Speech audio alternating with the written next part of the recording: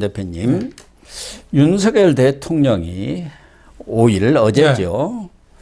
김기현 국민의힘 당대표 그리고 윤재옥 원내대표, 이만희 사무총장, 유동 정책위 의장, 당 사역이라고 부르죠. 사역을 용산으로 불러서 오찬을, 비공개 오찬을 한 2시간 이상 했다고 그러죠.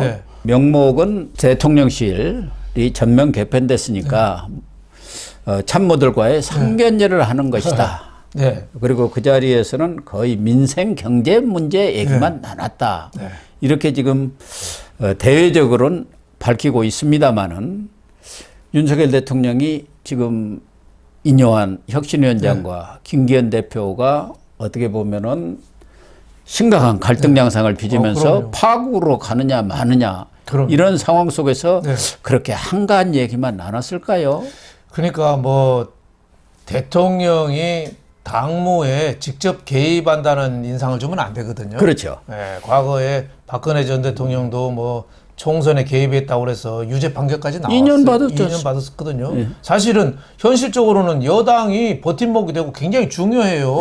대통령으로서 안 할 수가 없는 거죠. 그래서 민생 얘기를 하면서 한 뭐 적절하게 메시지를 준 거 아닌가. 알아들을 정도. 알아들을 정도로 이렇게 생각이 되고, 어제 그 대통령실에서 식사하는 사진이나 이런 거를 옛날에는 대통령실에서 언론에 공급을 했거든요. 그렇죠. 어제는 당에서 국민의힘 당에서 그 사진을 제공했어요. 그만큼 당에 좀 힘을 실어주는 그런 모양은 갖추되 실질적인 내용은 제 생각은 지금 김기현 대표가 인요한 혁신위원장을 지금 완전히 무시하고 있거든요.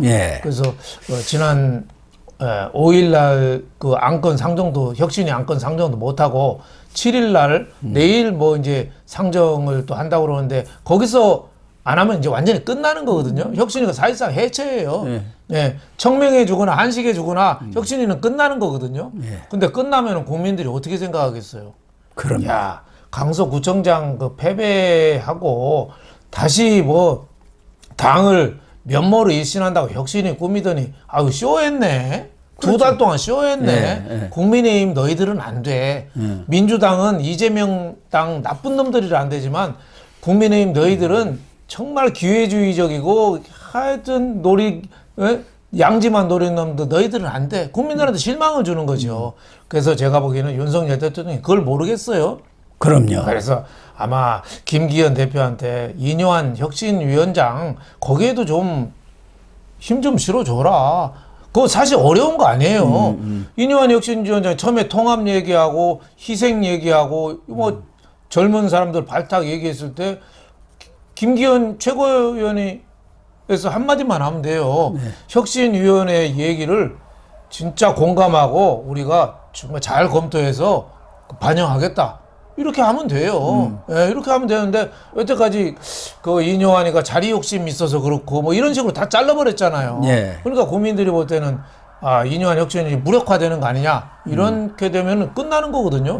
그래서 윤 대통령이 정말 위기거든요. 지금 내년 총선이 좀 4개월밖에 안 남았는데 그래서 윤 대통령이 나선 거 아닌가.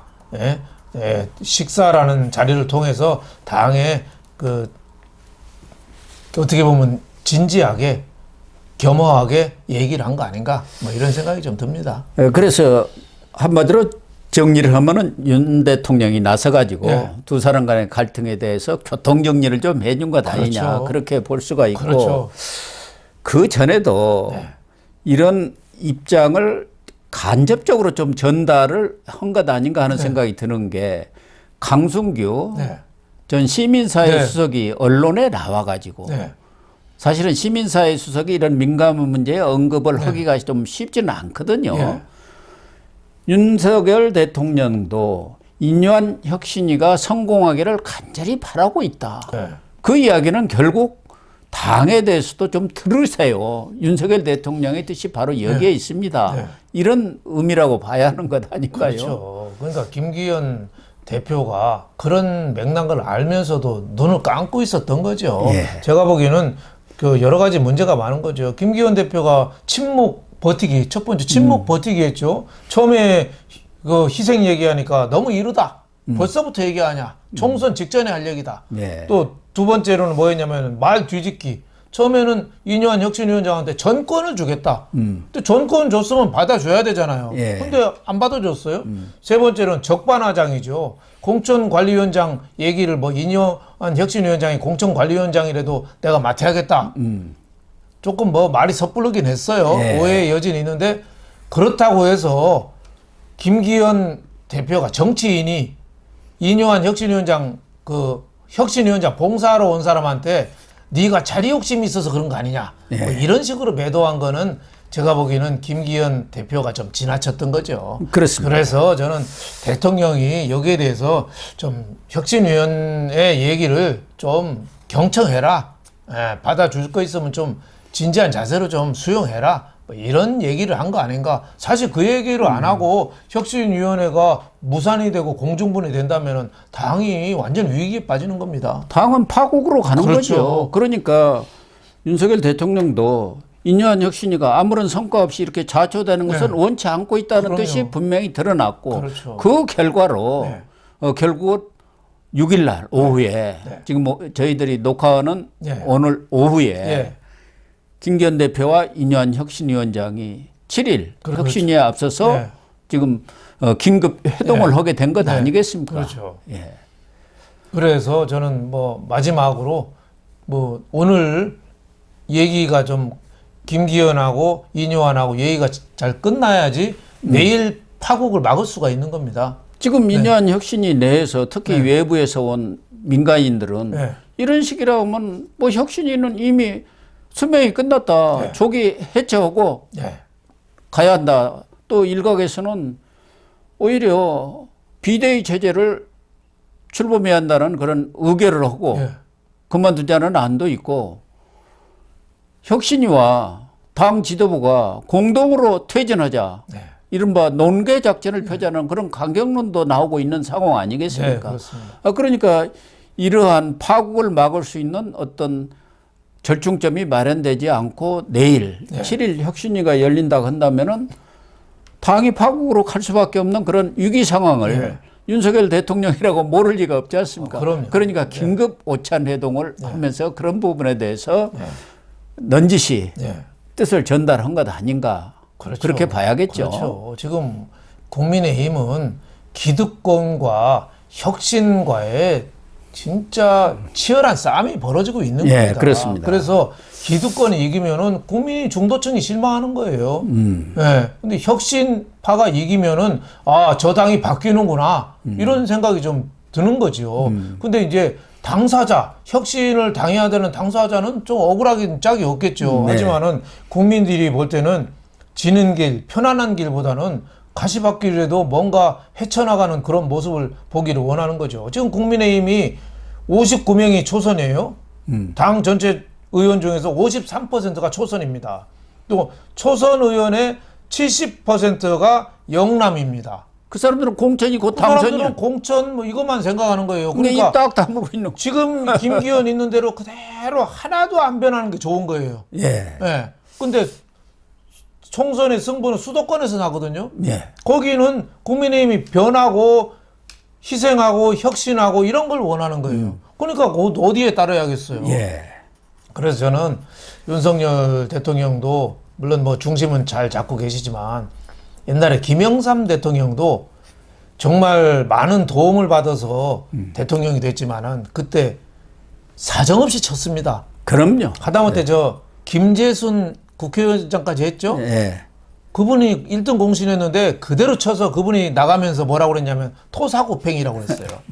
그 토사구팽이란 말이 그분한테서 나온 것이죠. 사냥개가 역할을 끝나면은 소태 쌍겨 죽는다. 그럴 정도로 정말 많은 도움을 받아서 치열하게 쳤어요. 근데 윤석열 대통령을 대통령 만드는데 많은 도움을 받은 사람이 그만큼 있을까요?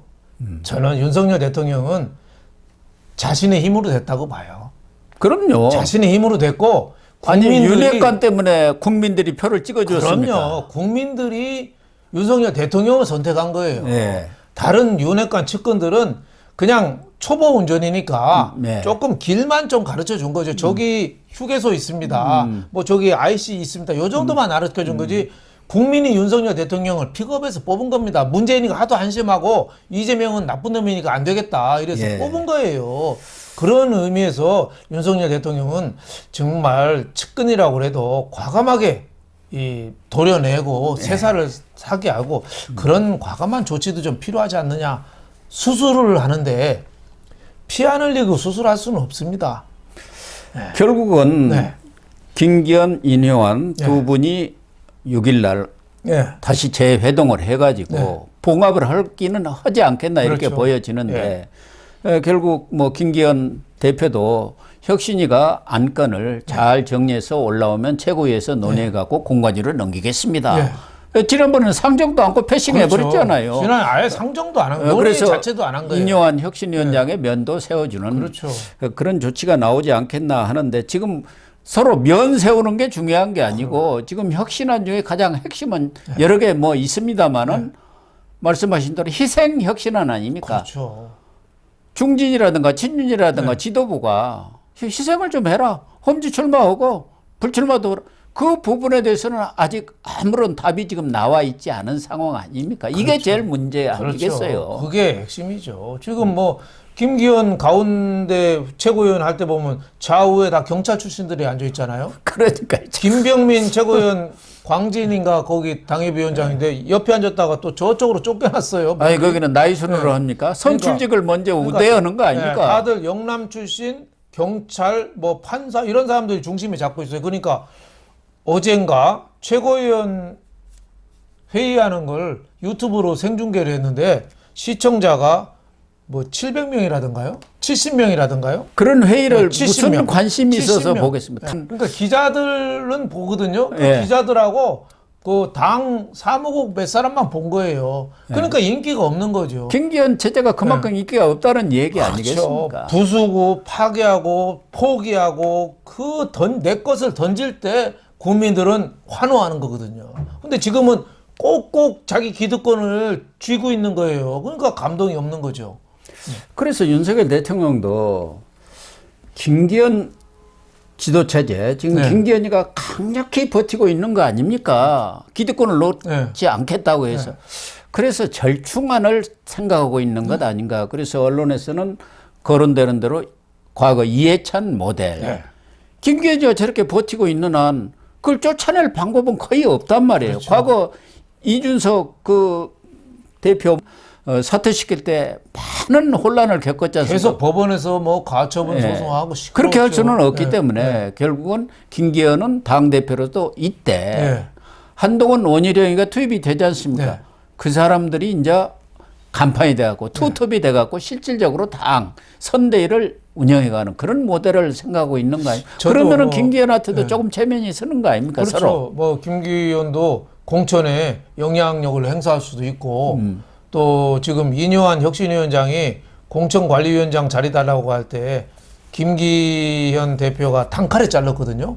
그 이유가 여의도에서 나온 얘기는 김기현이가 공천관리위원장을 직접 하려고 그랬대요.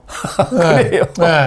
근데 이뇨한 위원장이 먼저 얘기하니까 이제 자기가 한다 소리를 못 하는 거예요. 네. 그러니까 이제 화를 냈다 이런 얘기가 있는데 뭐 사실은 분은 모르고 하여튼 당 대표만 해도 공천관리위원회에서 공천 올라온 거로 사실 도장 찍는 역할은 있으니까 옛날에 김무성 그 대표도 도장 안 찍고 옥새 들고 나르샤에서 선거 완전히 망쳤잖아요.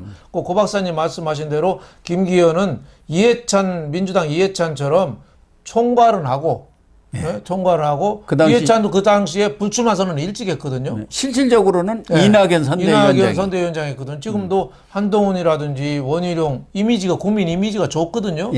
그런 사람들을 얼굴로 내세워서 총선하는 방법이 그중 합리적인 거 아니냐. 지금 당이 자칫 흔들리다가는 정말 암투가 벌어지면은 또 국민들이 엄청 실망을 합니다. 그래서 지금 지배 체제는 그 김기현 체제는 유지하되 선거는 김기현이 좀 뒤로 좀 빠지는 모양. 이게 비교적 합리적이지 않나 저는 절충안이라고 봐야겠죠. 그렇죠. 그러고 나서 일단 당의 시스템 자체가 안정이 되면은 결국 윤석열 대통령이 뭐 직접 나서지는 네. 않겠지만 이 중진이라든가 네. 또 지도부 네. 친윤의 네. 험지 출마, 불출마 이 네. 문제를 밀어붙이지 않겠습니까? 그렇죠. 그게 가장 선도적으로 해야 할 사람이 김기현이 불출마 선언하는 그렇죠. 겁니다. 빨리 그러면 하고. 다른 사람도 또 어쩔 방법은 없잖아요. 그렇죠. 그러니까 먼저 가진 사람이 먼저 총대를 매야 됩니다. 예. 예? 서양에서 뭐 노블리스 오블리제 뭐 이런 말 많이 쓰는 게 귀족들이 가진 게 많은 사람들이 먼저 포기하고 전쟁 나면은 영국 봐요. 왕족이 먼저 군대 가잖아요. 그럼요. 예? 항공기 몰고 2차 대전 참전하고 예. 예, 그래서 노블레스 오블리제라고 하는 거잖아요. 우리는 실세라는 사람이 다들 꼭꼭 숨어라 머리카락 보일라. 시간만 끌자. 그러니까 국민들한테 감동을 못 주는 거죠. 김기현 불출마 선언하고 장제원이라든지 뭐 이런 측근들 호가 호의 얻은 사람들도 당을 위해서 당 판단에 난 맡기겠다. 예. 난 그렇지만 지역구 관리를 열심히 했다. 이번에 당무 평가에서도 뭐 장제원 이런 사람들이 성적 굉장히 좋답니다. 당연히 좋죠. 예, 예, 안 좋대요. 좋을 수가 없지 않습니까? 돈도 많이 예산도 많이 예산 끌어오고. 많이 끌어오고 예, 또 예. 힘이 있으니까 그렇죠. 여러 가지 예. 민원도 많이 해결해 그렇죠. 줬으니 당연히 좋죠. 그러니까 그런 점을 여러 가지 고려해서 당에서 판단해야지 않느냐. 저는 그래서 높은 사람들, 가진 사람들이 먼저 솔선수범을 해야 되지 않나 생각이 됩니다. 그렇습니다. 이런 부분은 역시 공관위가 뜨게 되면은 네. 거기에서 정리를 하고 그렇죠. 칼질을 하는 수밖에 다른 방법은 그렇죠. 없습니다. 공천관리위원장을 사람을 좋은 사람 만나야 예, 좋은 사람을 훌륭한 사람 뽑아가지고. 만나야 예. 돼요. 지난번에 뭐 공병호인가 지난 선거 공병호 공천관리위원장하고 저 그거는 이제 저 비례대표 예. 그래가지고 망쳐버린 거 아니에요? 망쳐버렸죠. 그때 완전히 망쳐버렸죠. 예. 황교안이가 그래갖고 그대로 그냥 가버린 거 아닙니까? 그렇죠. 그때 김영호가 아마 예, 또 공관위원장. 공관위원장이었죠. 그래서 그분은 예. 한동안은 목욕탕에도 못 갔다는 거 아닙니까? 목욕탕에 가면은 너도 나도 욕하고 뭐 그러니까 들을 수가 없어갖고 예. 피해 다녔다고 그러더라고요. 예, 국민들이 판단하기는 생뚱맞으면 안 되거든요. 그때는 예. 좀 생뚱맞은 공천이 많았던 거예요. 네. 예, 어쨌든 윤석열 대통령이 나서가지고 네. 지금 국민의힘의 파국을 막는 예. 교통정리를 했고 네. 김기현 대표 네. 또 이인영 혁신위원장 모두 상처를 받지 않고 네. 서로 윤인할 수 있는 그런 방안을 좀 제시를 제시를 한 거 아닌가 그렇게 생각이 됩니다. 그럼요. 그런 대통령의 뜻을 받아가지고 지금 국민의힘 지도부가 예. 대호각성해서 제대로 좀 해야 합니다. 그렇죠. 처시를 제대로 하라는 그럼요. 것이죠. 아, 예. 이뇨한 혁신위원장은 그 4대째 우리나라를 위해서 봉사한 그런 가문 아닙니까? 예. 그런 집안에서 나온 사람들이 자기 직업을 지금 의사가 팽개치고 우리나라 혁신을 위해서 공헌하는 거는 물론 뭐 좀 말실수도 좀 있긴 했어요. 뭐 대통령이 뭐 소신껏 하라고 그랬다든지 뭐 이런 말은 필요 없는 말이죠, 사실. 그래서 괜히 좀 설화를 키운 측면이 있는데 그런 건 사소한 실수죠. 정치를 지을지도 그렇죠. 모르는 사람이 그렇죠. 자기들이 급해가지고 모셔왔는데 그렇죠. 이 달고 다른 정치인처럼 그렇죠. 여의도 어떻게- 문법을 네. 익힌 사람처럼 그렇게 하라고 하는 것 자체가 무리지요. 그렇죠. 그러니까 이뇨한 혁신위원장의 그 본 뜻, 당신부터 바꿔라. 마누라랑 자식 빼고 다 바꿔라. 예. 이거 아니에요. 예. 그건 그 뜻을 받아들여서 우리가 국민의힘이 뭘 바꿀까 이거를 고민해야 될 때 아닌가 이런 생각이 좀 듭니다. 그렇습니다. 또 하나는 6일 의총이 네. 있는 모양이에요. 거기에 한동훈 장관이 네. 명목은 이민청 설립. 한동훈 장관이 가장 역점을 둬서 네. 추진하는 지금 일 아닙니까? 그렇죠. 그 설립 방안에 대한 설명을 하는 네.